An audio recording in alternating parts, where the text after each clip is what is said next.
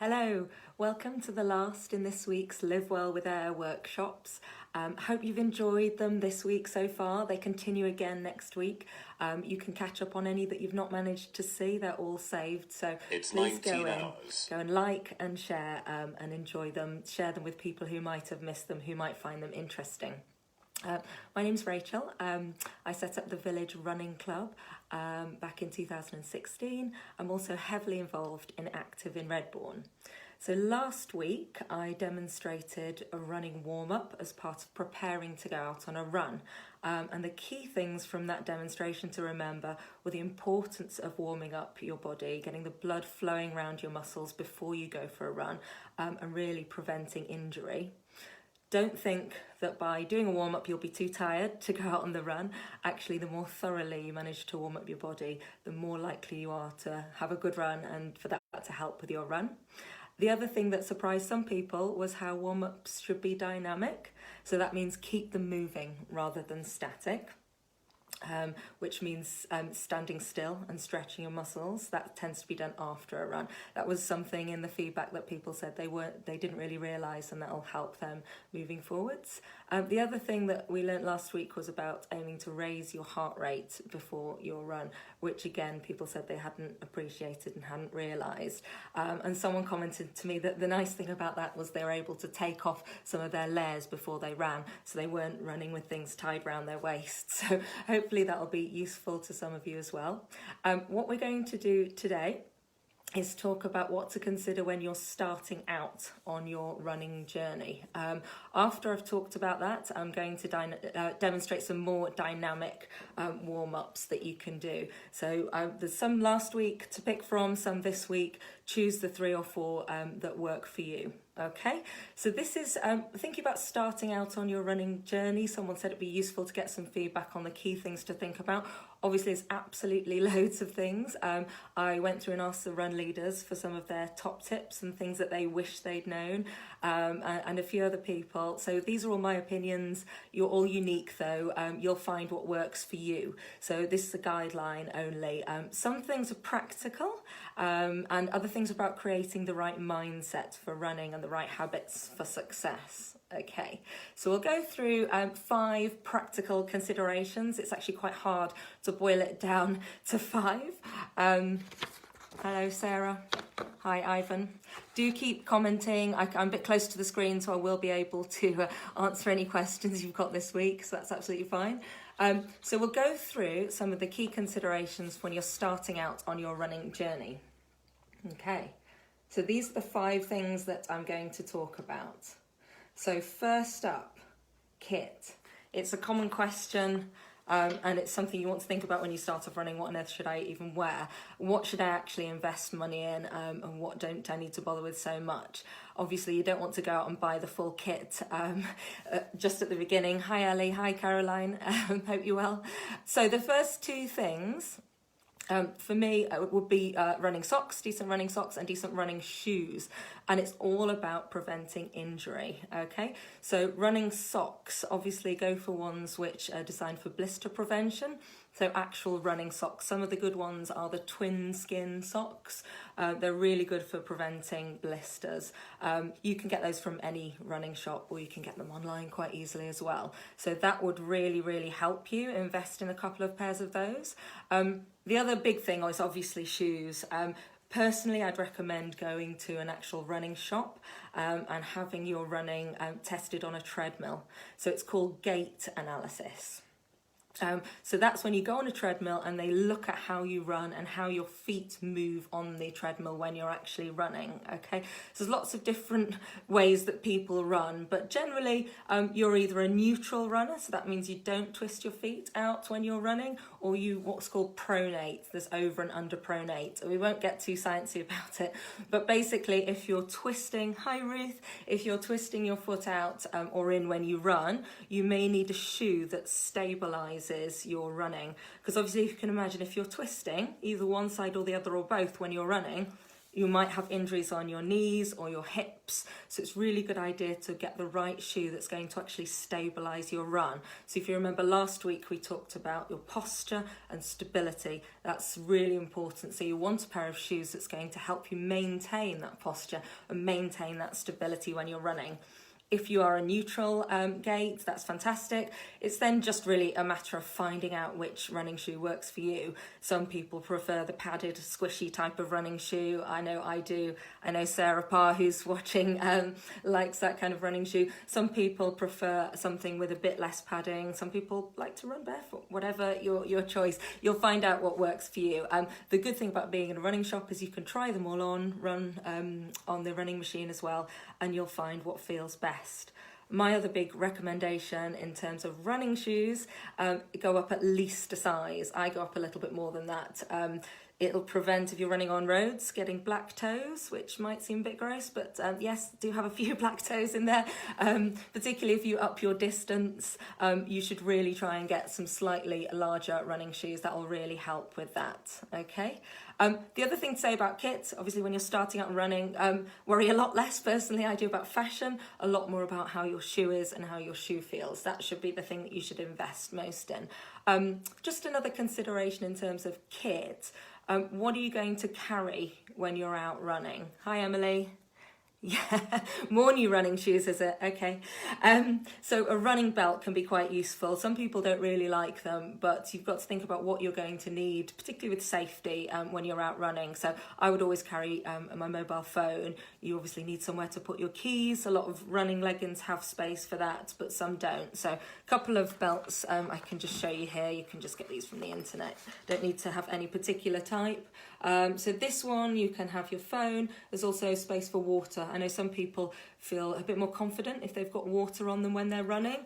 You don't technically need water for anything under 10k, half marathon. Depends how much you run really and what your body's used to. You don't really need water, but I know for ages and ages and ages I've always felt more comfortable if I've had water with me, particularly when it's hotter as well. But that's just a personal preference. Or you can, there's some thinner ones. I know Ruth, who's watching, has got the flip belt. That's a really good example of a thinner one because I borrowed that on one race. Thank you, Ruth. This is another thinner one which you can just hold your mobile phone in and space for some gels and things if you're entering races. But they're really useful. So in terms of kit, decent shoes, number one, but also have a think about what you're going to need to carry on your person. Obviously some people like, hi Anton, some people like to run with music as well. So if that's the case, think about how you're going to do that. Preparing for your run, preparing in terms of what you're going to wear, what you're going to take with you is really important so that you don't get caught out. Okay. So that was number one. That was my key consideration with kit. So here's the 5 again. So when to eat. I get asked this so much. When should I eat? Do I need to have a banana before I go out running? What should I do? So my general rule, everyone is really different in this matter, and obviously it depends on what session you're doing, if it's a shorter or a longer speed or not. But very, very general rule, try not to have a meal a couple of hours before you run. If you can, 3 hours before you run. This is not always practical in terms of your week and your running. But if you try to plan when you're going to run in the week, if you put it into your schedule, it often helps because then you can plan your meal times around that as well. So that would be my other tip. You know, it's all about planning. So it's planning when you're going to run, then you make sure you have the right meals at the right times. That's really helped me more recently with our weekly planner we put on when we're going to run, and then you can think about how your meals fit in. There's a lot of trial and error in eating. Everyone is really different in terms of how they feel on their running when it comes to eating, but give it a go, but just try not to eat, give it a couple of hours. Just another thing, a big tip that I was listening to another running talk this week. Someone was saying don't worry about running fasted. So if you've run first thing in the morning and you haven't had your breakfast, that's absolutely fine. You will have enough energy, don't worry, to go through your run. Might differ if you're obviously doing a marathon, but if you're just going out for a normal sort of a run, don't worry about getting up and running and then having your breakfast afterwards. Don't feel like you have to fit in a meal. That's absolutely fine to run without having breakfast. but do have it afterwards. Very, very important. And have a good meal the night before. Okay, so number 3 is all about goal setting. I'd also add setting goals and being accountable for your running. This is something that I've been working a lot on recently, and it's really helped my running.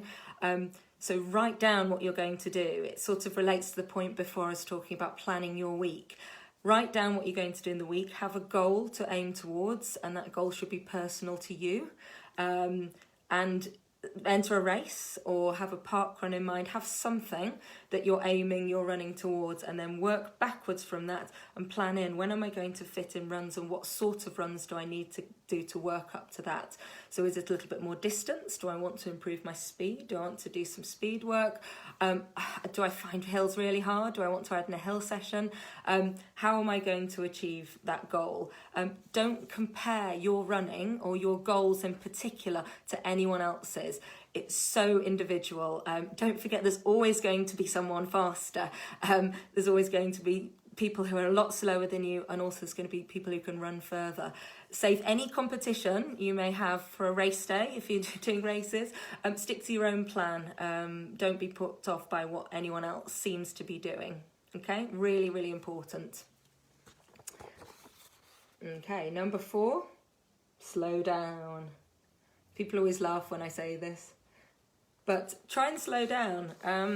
It's a big thing I've, again, been doing more recently is, run easy. Write in, if you've got a weekly planner and you're planning your runs, put, a couple of K and write the word easy next to it. It's amazing how much more you will enjoy that run if you think, oh, great, I've got an easy run today. Bizarrely, you may even run better. I've been writing easy next to a lot of my runs, and it just takes all the pressure off. I don't know who you put that pressure on yourself, but if you write the word easy next to your runs for a couple of them in the week, depending on how many you're actually doing, that can really help as well. Listen to music, chat. Even if by slowing down, it really feels like you're shuffling, it will be doing you good. Just that time on your feet. You may even surprise yourself how your running goes, particularly if you start off slowly and build up. Okay, so try and have more than one pace. So think about it, without being too technical, think about it in terms of having 3 paces. This is really non-technical, and this has really helped me as well. So have the pace where you could sing at or talk. Singing and talking, that's absolutely fine. Try to do lots of your runs in this pace zone. Try to think that I could speak, obviously, because it's quite difficult because we can't go out on group runs at the moment. Have a sing, that's absolutely fine. People think you're a bit bonkers. I often do that. Do lots of your running at that pace. That's easy pace. Some of the other runners, they might call it tracksuit pace. So singing, chatting pace. That's number 1. Number 2. You have the 1 couple of word answer pace where someone will ask you a question, you could say, yeah, that's fine, yeah, and moving on.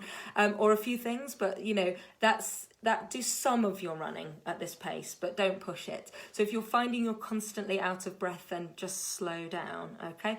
And the 3rd pace would be you absolutely can't speak and you're completely out of breath. That would obviously be sprinting or race pace. How about humming as you go? Yes, Ivan, humming would be fantastic as well. It's probably a bit easier to hum than it is to sing or talk, so that's probably somewhere in between. But as we know from Olive's talk, how important humming can be. So yeah, that would be great as well. If you're starting out on your running journey, do a combination of running and walking. If you can't talk when you're running, slow down and walk. Get your breath back until you can. Just really slow down. I often go out with people who tend to have one pace and they just can't seem to be able to slow themselves down, so they can't run as far because they go out and they always go out at that pace, and it's just the way they run. Really try and work on slowing down. You'll be amazed how quickly you build up your running if you keep it going step by step. Okay. So the last one from the practical tips would be, I'll have to say this one obviously, this was obviously from Sarah Parr as well, who's probably watching. Warm up and stretch, really, really important. So pick a few of the dynamic stretches, do them before your run for all the reasons I've already mentioned. There's quite a nice phrase that you might want to think about. Don't run for your warm up for your run. I heard that recently. Quite like that one. It reminds you how important the warm-up is. Similarly at the end, just take 10 minutes to stretch at least after your run. It really will help your muscles recover more quickly, and then you're able to run again sooner after your run than you would be. Also, again, injury prevention, that is really the big thing. It's horrible to be injured and not be able to run at all. So just think about not overdoing it and not getting injured. Okay, so we've got 3 things, which I think are some of my mantras. So, number 1, it won't happen overnight. Don't expect to go out and run 5K straight away. Don't try to. Try to be really realistic. Think about your own fitness, your running background, any other factors. It takes so much time to build up. Also, patience. The slower you build up, the less chance you have of getting injured. One of the biggest causes of injury is overtraining. That was when I asked the run leaders what things would you tell new runners. One of them was don't overtrain. We see it all the time. That is one of the biggest causes of injury. Shall I put it all? You need to write it back to front, Rachel. Oh no, can you not read those, Pete? Oh, okay, so that was don't overtrain. It won't happen overnight. So if I hold this, can you read it? Okay, so my other one would be you almost always feel better afterwards. Okay, so I've had many occasions where I haven't wanted to run. So I've had to be pushed out of the door. Sorry, I didn't realise you couldn't read that. So I've had to be pushed out of the door. But you do feel much better afterwards, I promise you. Thanks, Pete. Thanks for letting me know. I won't hold up the next one. So you need to just remember how you feel once you finish a run and try and hold that thought inside you. Because once you know that, once you know how you feel, even when it's cold and dark. Thanks, Paul. Good. Remember how you feel when you get back from your run, and you'll be more likely to go out on the run. Okay, the last one, which I won't hold up. My biggest tip for all runners would be to lay out your kit the night before. It's something that I've heard many people who go running quite a lot talking about.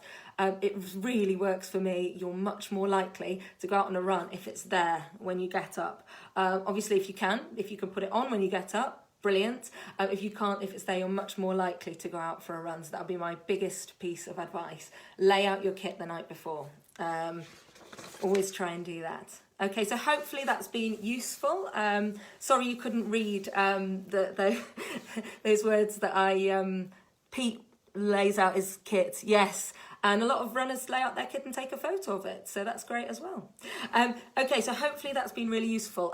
Do let me know if you've got any questions. If you are a beginner runner and you're interested in getting into running, feel free to email me, runredbourn@gmail.com. We do have some runs for beginner runners in our running group, a couple a week. So do feel free to come along and join those. You'll be made very welcome. The other thing that's super useful is the NHS 0 to 5K app.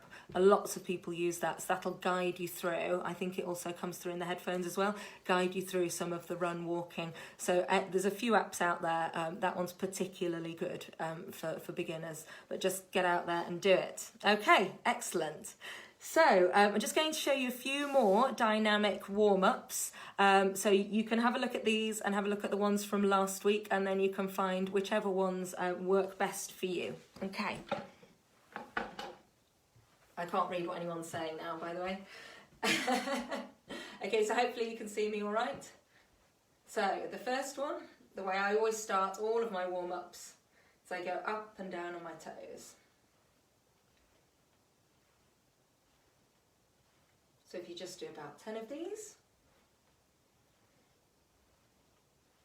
You can also pedal, puts a little bit less pressure on the calves. Again, about 10 of these.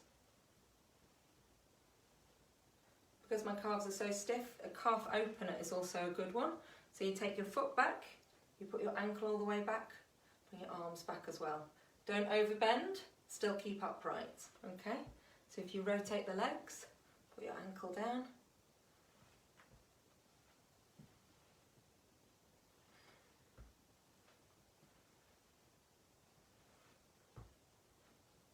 Anywhere between 10 to 15 of these.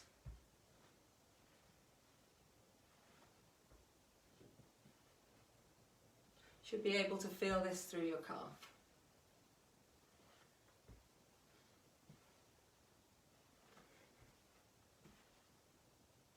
Okay, and shake that out. We'll go into a march.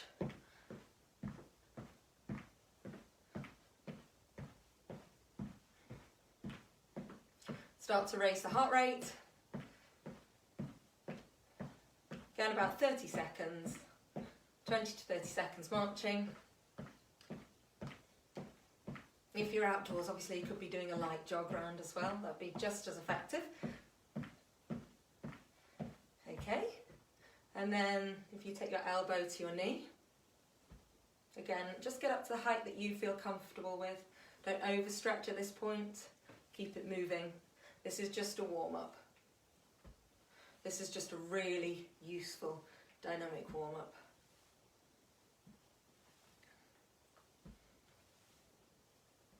It's a good time as well to just talk about your posture, pulling in at the core, thinking about having a helium balloon attached to your head, pulling you up, maximum airflow through the body, and just keep pulled in at your core. Okay. And then we're going to go into something which is called a standing knee hug, okay? So obviously when you're running, you do a lot on one leg. So just bring one leg up, hug it in, and then put it down, okay? And then swap sides. Just get a firm base to start off with. Pull your leg up, pull it in, and put it down. Okay, you might find one leg feels different from the other. You've got more balance, more stability on one side than the other. That's absolutely fine.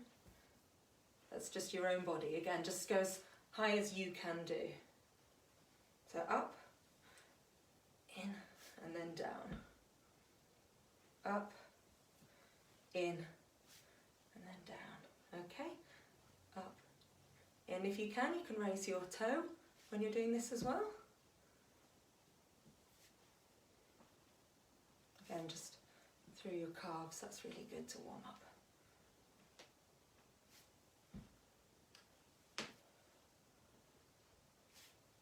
If you feel some clicking, it's okay, it's just your muscles, it's body warming up.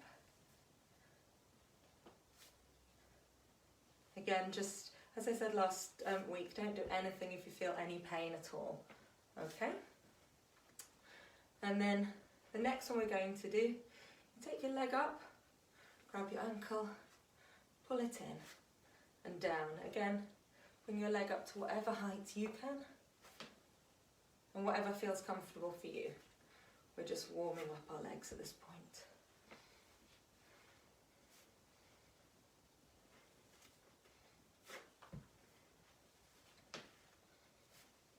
Maybe just get a little bit further each time, but don't overstretch, don't overdo it. This time not raising the toe off the ground. Okay, and give that a shake out. Okay, and then there's two types of walk you can do. You might want to do these at home so that people don't look at you in a strange way. I don't particularly mind, so I might do these when I'm out. So heel walks and toe walks. So just as they say really, walking down on your heel, again great for your calves. Just walking along, pressing your heel in first, then roll your toe down. Okay? So if you just pick a nice space and do a few sets of those. If you really stretch out your calf as you're doing them, I find that one really effective. Again, you can progress this, you can do them faster as well.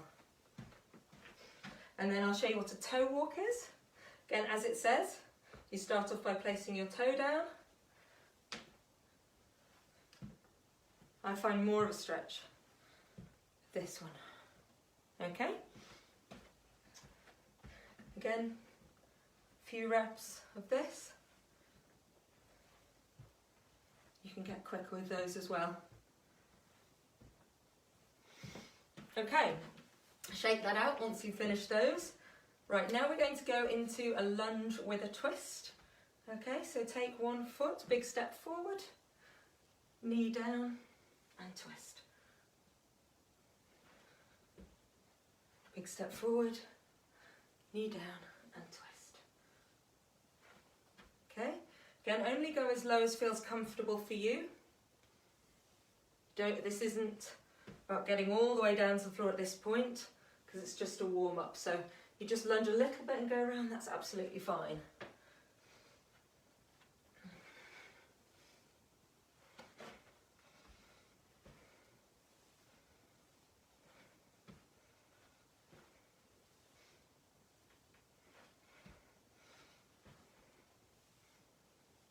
Okay, so do as many of those as feels comfortable for you. Ideally 10 to 15 would be absolutely perfect. And then as per last week, you just want to do something to start to raise your heart rate as well before you run. For me, the best ones are the high knees and the bum kicks. They're the two best ones. Obviously you can pick anything. Just to do something a little bit different, we could go for star jumps this week. So again, maybe 10 to 20, have a break, then do another 10 to 20. And you'll just find that your heart rate gets up and then you're feeling more ready to go out for the door and do your run.